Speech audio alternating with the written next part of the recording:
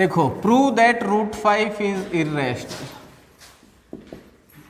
ठीक है, तो हम क्या लेंगे, let root 5 is rational.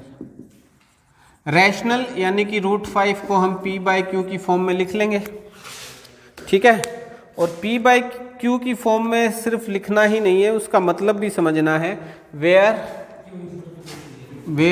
p and q are को प्राइम, ये ज्यादा इंपॉर्टेंट है यार। वो तो हमें पता है क्यों जीरो नहीं होना चाहिए, ठीक है, दोनों इंटीजर्स हैं, बट p और q को प्राइम है। को प्राइम का मतलब क्या है, इन दोनों में फैक्टर केवल एक है, वो क्या है, 1। कॉमन फैक्टर, हाँ, कॉमन फैक्टर इनका क्या है, 1, और कोई कॉमन फैक्टर इनमें नहीं है। तो को प्राइम का मतलब ये है। ठीक है, अब क्या करेंगे,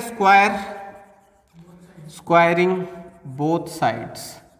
ठीक है, तो ये हो गया 5, ये हो गया p स्क्वायर q स्क्वायर, और p square equals to 5q square.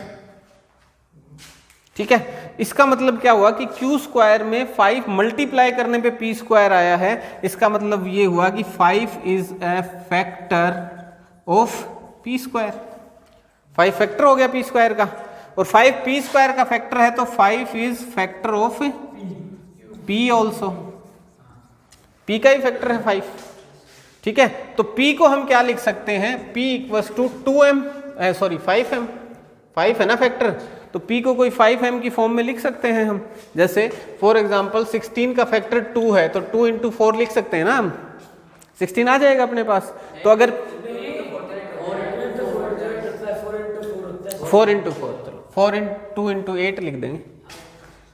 ठीक है, मतलब m की जगह 8 आ जाएगा। ठीक है, चलो, यानी कि p का अगर 5 फैक्टर है तो p को हम 5m की फॉर्म में लिख सकते हैं। ठीक है जी, तो इस इक्वेशन 1 में पुट कर दो ये, तो p स्क्वायर यानी कि 5m का square equals to 5 into q square, तो ये आ जाएगा 25m square equals to 5q square. ये 5 उधर ले जाओगे तो 5m square equals to q square. ये 5 उधर ले जाओगे तो 25 को 5 से डिवाइड करोगे 5 ही आ जाएगा। यहां से हमें क्या समझ आता है कि 5 is a factor of q square, so 5 is a factor of q also. ठीक है, अब देखो हम इन दोनों को लेके चले थे को प्राइम, यानी कि इनका कॉमन फैक्टर 1 होना चाहिए था, और यहां से हमारे पास इनका कॉमन फैक्टर 5 और आ रहा है। 5 is a factor of p and 5 is a factor of q, so contradiction हो गया। ठीक है, सो यहां लिखेंगे p एंड q आर को primes, but 5 is also factor of p and q as per our calculation.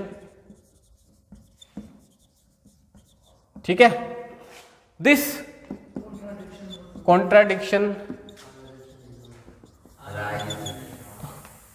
occurred because our assumption